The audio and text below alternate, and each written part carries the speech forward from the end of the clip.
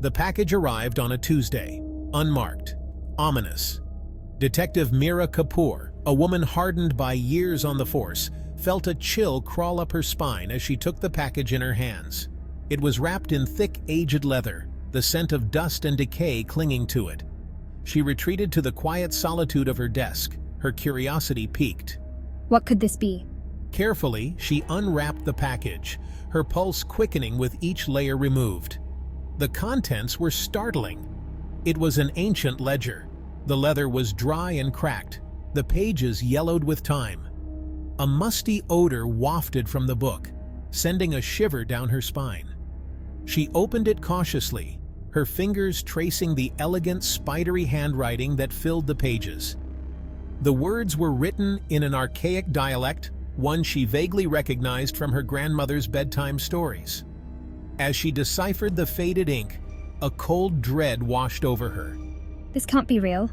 The ledger was a catalog of names, dates, and a chilling inscription beside each entry: debt paid. A wave of nausea swept over her as she skimmed through the names, her heart pounding in her chest. These were not random entries. These were the chronicles of a nightmare. Her nightmare. Her own last name, Kapoor, leaped out from the page, sending a fresh wave of horror through her.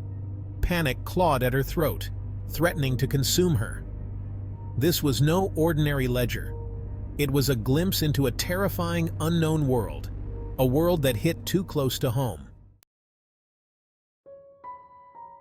Her family, listed like inventory. Generations of Kapoors stared back at her, their names etched onto the aged parchment. Her grandfather, her great-aunts, even her own father's name. Each entry marked with chilling finality. Debt paid. Fear, cold and sharp, pierced her composure. What debts were these? What price had they paid? This ledger was a tangible link to a past she never knew existed, a past that was shrouded in darkness and dread. Desperate for answers, Mira delved into her family history. She unearthed old photo albums, yellowed letters, and dusty relics, each object whispering fragments of forgotten stories.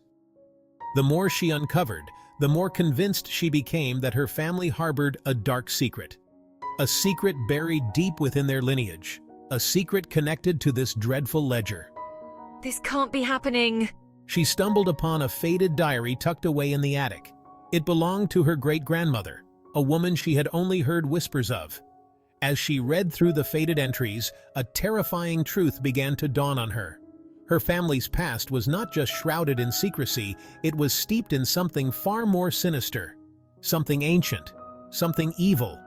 The diary spoke of a pact, a deal struck generations ago with a malevolent entity, a being of immense power that granted prosperity and fortune, but at a terrible cost. The diary ended abruptly, leaving Mira with more questions than answers. But one thing was clear: her family's past was coming back to haunt her, and this ledger was just the beginning.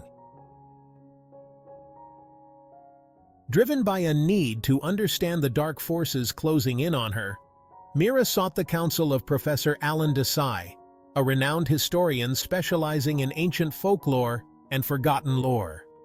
The professor, with a twinkle in his eye and a vast knowledge of forgotten tales, listened intently as Mira recounted her unsettling discovery. The ledger, you say? This is indeed troubling. He confirmed her dreadful suspicions. The ledger, he explained, was not just a record, it was a testament. A testament to a pact made with an entity known only as the Collector, a being whispered to in hushed tones in ancient legends, a being who dealt in souls. The Collector is not a deity or a demon, but something far older. It craves not blood or sacrifice, but something far more valuable: life force. Years of life, traded away for worldly desires. This entity, shrouded in mystery and fear, had a particular way of conducting his affairs.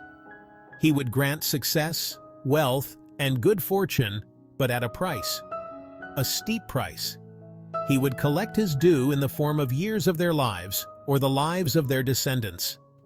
The ledger, he explained, was a morbid accounting book, a record of souls claimed, debts paid in full. Armed with this newfound knowledge, Mira dove back into her family's history. She discovered that generations ago, her ancestors, facing a bleak future of poverty and hardship, had made a desperate pact with the collector.